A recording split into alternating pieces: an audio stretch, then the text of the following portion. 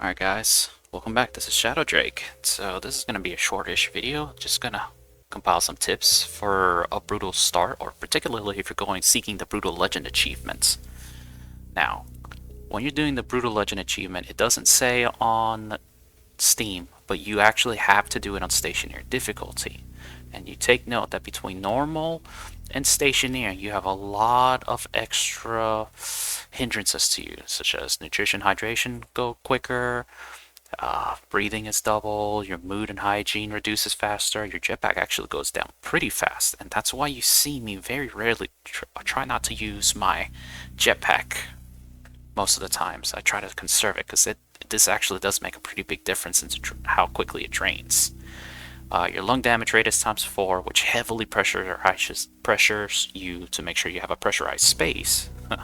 No pun intended. And then, of course, offline metabolism does not really matter unless you're in multiplayer.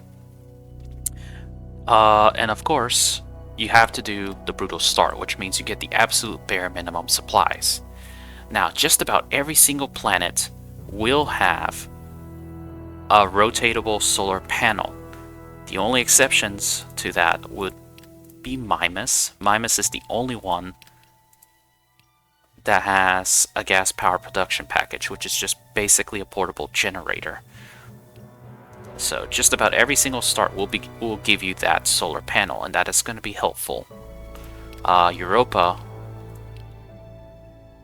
Brutal gives you a hybrid. It gives you a turbine and a solar panel, and ironically enough, Venus only gives you a solar panel.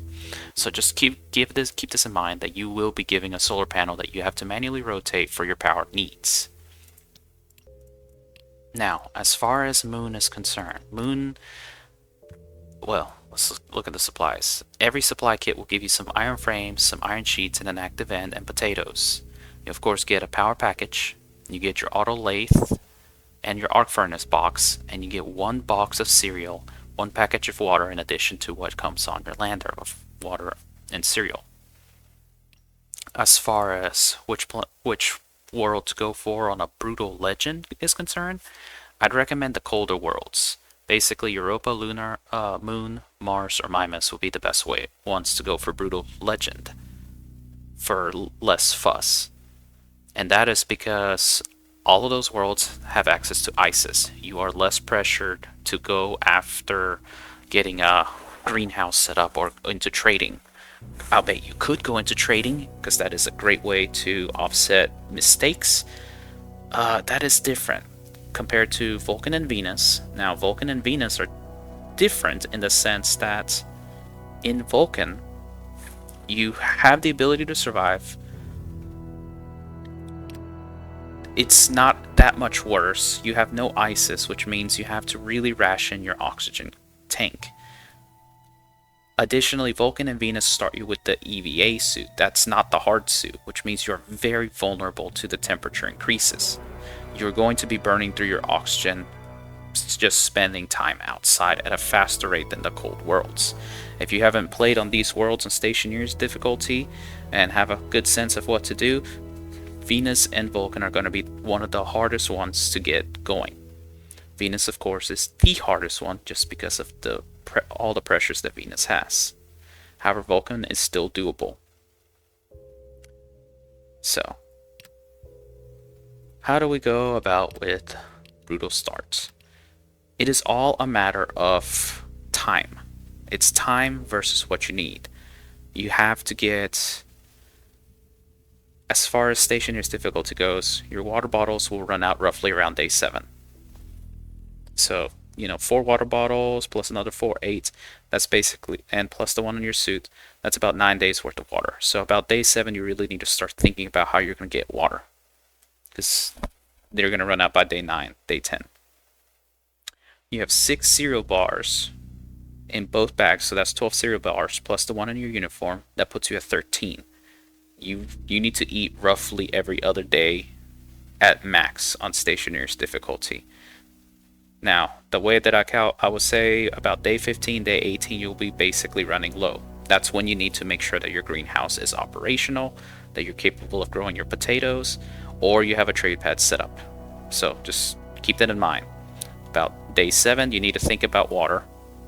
About day 15, you need to think about food. Of course, none of that matters if you cannot get past the initial power and oxygen.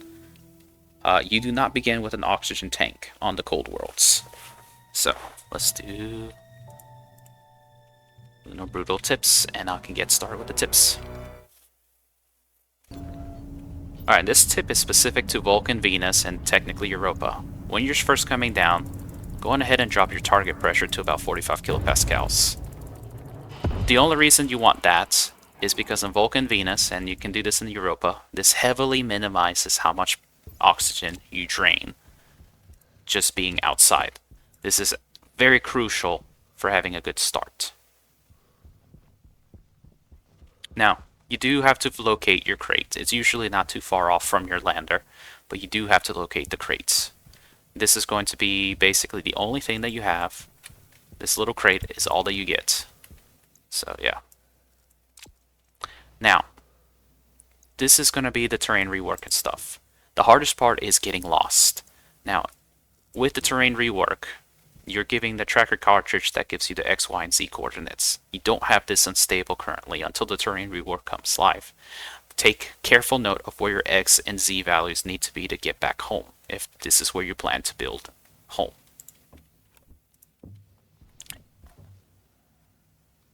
I don't like being in holes because it just makes it hard to find out where you are. So take a stock of your situation. Don't get lost. Now the first thing you want to do, of course, is you need your initial mining run. Drop off stuff that you don't need back at home. Now, for your first mining trip, you're going to need several materials. Let's take a quick stock of it while we pause. Number one, you're going to need a furnace. Furnace is 30 iron, 10 copper. So we'll keep a mental track of this. 30 iron, 10 copper. You're going to need to get your pipe bender out. So 30 iron, 10 copper. Looks like you need another 20 iron, 10 copper. So we're at 50 iron, 20 copper, and 2 gold. So 50, 22. Electronics printer as well is going to require the same materials. So now you're 70 iron, 30 copper, 4 gold. Now I would say this is optional. You could do a tool printer as well. Just get all your printers out ASAP. Tool printer, however, does not need any gold. So if you're following that, you're basically at 90 iron, 40 copper, plus your 4 gold. One thing to note though, however, is you need to make your own plastic sheets. That costs silicon. You don't have silicon, so let's just say 10 silicon. So this is basically what you need to get on your first mining trip. You want to get all of this prepared. So that means you need at least 90 iron, at least 40 copper, at least 4 gold, and let's just say about 10 silicon. This is the absolute minimum you need to get. So, and this is not even counting the fact that you will need to make walls, doors, and stuff like that. So let's quantify it. Let's say 3 full stacks of iron should cover you. 2 full stacks of copper would cover that too. If you can get a full stack of gold, great. If not, don't stress it. Remember, you're in a time management situation. You have got to get everything that you need quickly. You need probably a stack of silicon at most. And if you can, maybe a stack of coal for emergency power if you can manage to make a coal generator. But let's just be honest, that's not going to be important. And I would recommend grabbing some oxides and volatiles if possible for your furnace. So that's going to be your first mining trip that you really need to absolutely try to get. 3 stacks of iron, 2 stacks of copper, maybe a stack of gold, maybe a stack of silicon. You know, half a stack of those is fine. And then some oxides and volatiles. In the hot worlds, you cannot get oxides and volatiles. So you basically will be forced to get silver to use your furnace for the hot worlds, and cobalt on Venus. So yeah. I'm going to go ahead and go and do that mining, and then we'll get back to the base. So, be right back. Alright, unfortunately I did not get the mining done, but the next biggest thing that's going to get you is power. So let's go on ahead and get started with the bait shelter. So doesn't really matter how you build it. Usually I like to build my entrances at 0, 0. As always, I like to make sure that my shelter has a decent background. Probably 3x3 is a good start. This will be my airlock, and then this will all just be stuff outside. Now, one of the things that I recommend for these worlds is that you always try to have your solar panel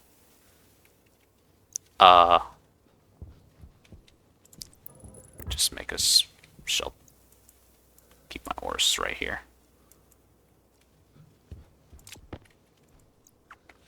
One of the things I do recommend is make your airlock out of your frames.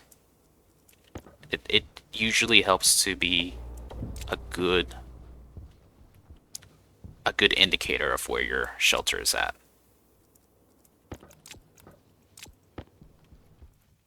Now, as you notice, next tip I could say is that because your power is going to be very limited on the first day, you want to use your flares as much as possible to conserve your suit light.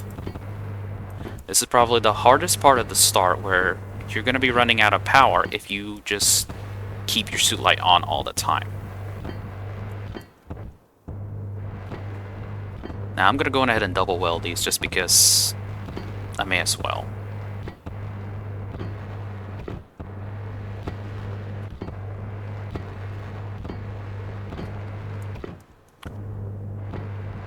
But honestly, that's probably not something that you should do. You shouldn't go ahead and double weld, because the very first thing you need to do is get your production going. And so to get production going, you need to, of course, have your power happening. So what I like to do typically is have a single, is my APC, have it up there. Put your large battery in there. Your production is better served with your large battery. Then let's go on ahead and get this stuff out for it. Arc furnace, I'm going to stick it outside. I'm just going to put it right here. And we're just going to go on ahead and wire it up, because we need to get all of our ores cooking. So let's just go on ahead and get that going. First things first, start cooking ores. So turn that on. We're going to need iron the most, so cook your iron. Now, go on ahead and get your auto lathe kind of set up where you need it, where you're going to have it. I choose to put it right there. So let's go on ahead and use what little materials we have to build it. That way we have it available. Now I like to put my battery charger in here. Probably not the best place to do it. And then let's just go on ahead and wire the auto lathe to the other connection over here.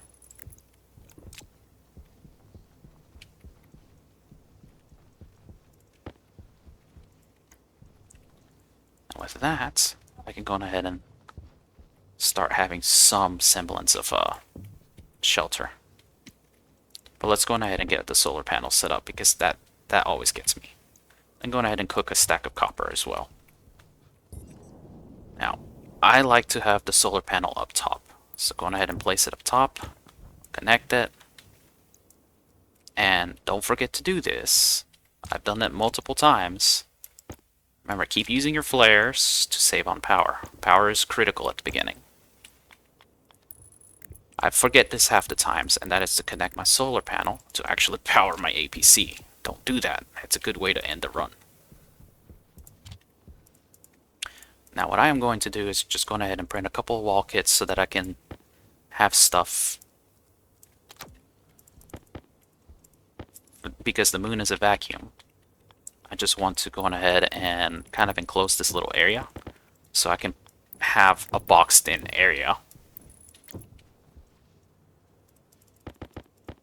to keep things from rolling away. Whether you choose to use frames at the top to set up your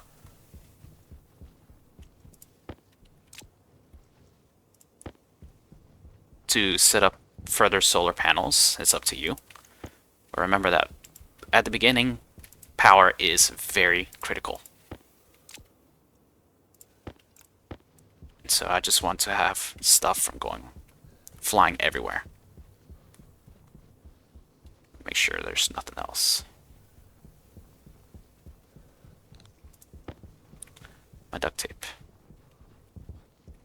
Now, as far as the printers are concerned, you have to decide which ones you want to go for first. Now, I got enough copper over here. Now, I recommend cooking only enough gold to start the printers.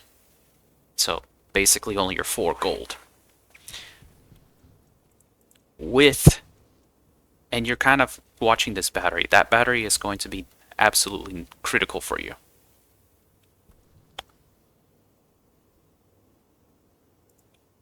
That should be enough gold. Not enough gold. Missed by 1. That's fine. So here's the thing. Let's take a quick pause break. Definitely use this to pause. There's 3 routes you can go here. Route number 1, get your furnace out. The reason you will want your furnace out, especially for a cold world, is you can then smelt all of your ores quickly using just volatiles and oxides.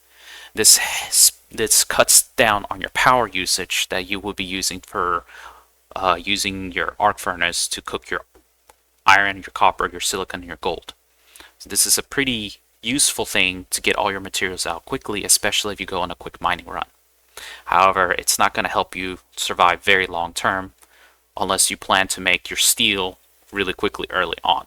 But even then, your steel is not going to be useful without an electronics printer or a pipe bender.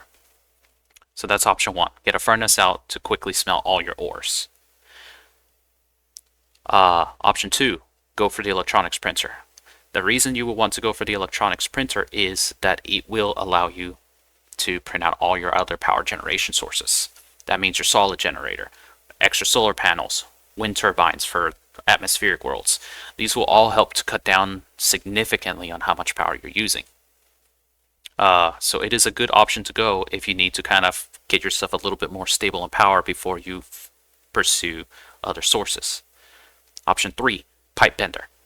Now the pipe bender is needed to make pipes, active vents, and all that stuff. This is so that you can finish setting up airlocks, finish pressurizing the space, and the most critical thing that you will need on the cold worlds is a portable tank so that you can collect and store oxides so that you can fill your oxygen.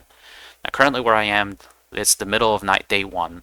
I'm not in a rush for everything, but you take notice that I am already at 65% food, 38% water. I would need to take a drink soon. And I don't have anywhere near the infrastructure to do this yet. And so this is kind of where you have to ration your time. For the hot worlds, you definitely want to pressurize space quickly, so your early resources need to be made towards making walls, frames, doors, so that you can get a pressurized space and pipes. This is why I recommend getting extra iron and copper. This is going to cut into those. So let's just go ahead and get started with that. But ASAP, you want to get your printers going. So let's just get 2 doors. You see they cost quite a bit of iron and quite a bit of copper. Since we're going to need more iron and copper, let's just keep cooking iron and copper.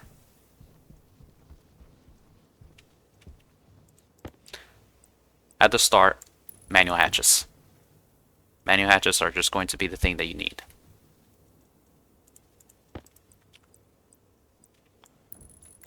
Then you're going to need to print out some pipes. You do have 1 active vent. That is all that you can afford to use right now. See, my iron is done. Let's go ahead and cook. Let's cook some more copper. The reason you want these pipes is because if you have to, you can make a poor man's pipe cow. On a vacuum world, you only need essentially you will only need your active vents. So Moon and Mimas, you can basically start working towards setting up an airlock. All the other worlds, however, you have to actually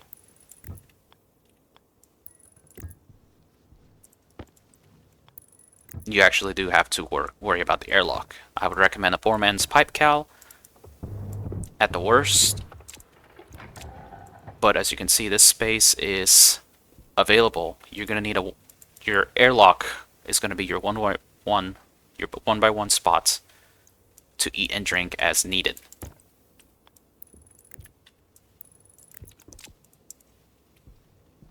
And then we'll start the next job. I think I will go on ahead and start an electronics printer and just basically keep that going. So we cook some copper.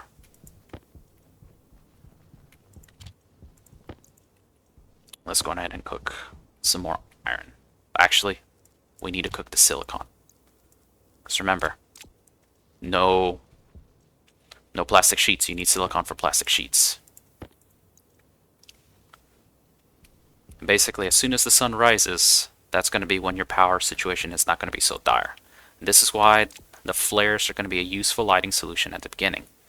Believe it or not, your portable solar generator can also be useful.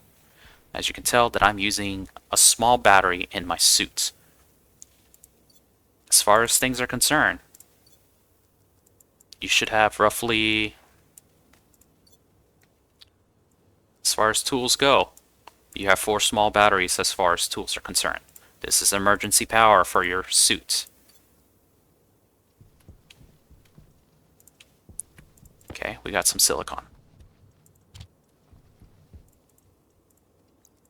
I need 1 more gold.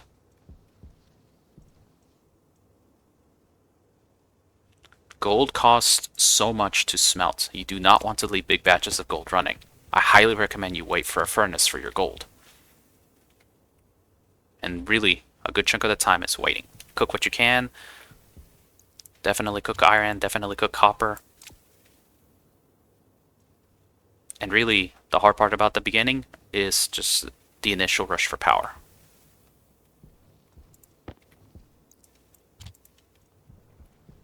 Let's get more iron going, because I'm going to run out of iron. The sun's going to be up soon. I do recommend knowing where the sun is coming up in the world, because one of the things that I'm going to have to struggle with is the fact that my solar panel is probably not in the right spot. In fact, I think what I'm going to do is go ahead and get those frames there. And I'm going to go ahead and weld it up, because I'm going to probably expand and put power up top.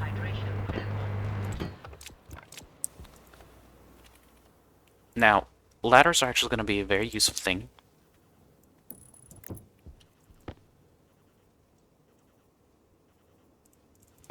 To conserve on fuel.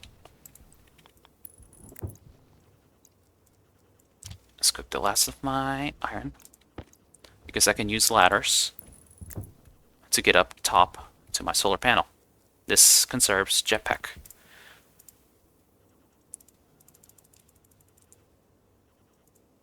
And now that the sun is coming up, you want to get the solar panel position to give you some power. Throughout the day, you're going to want to keep adjusting that to keep getting power. And additionally, make sure that you have something charging on your portable. This is about as much as you can do with power.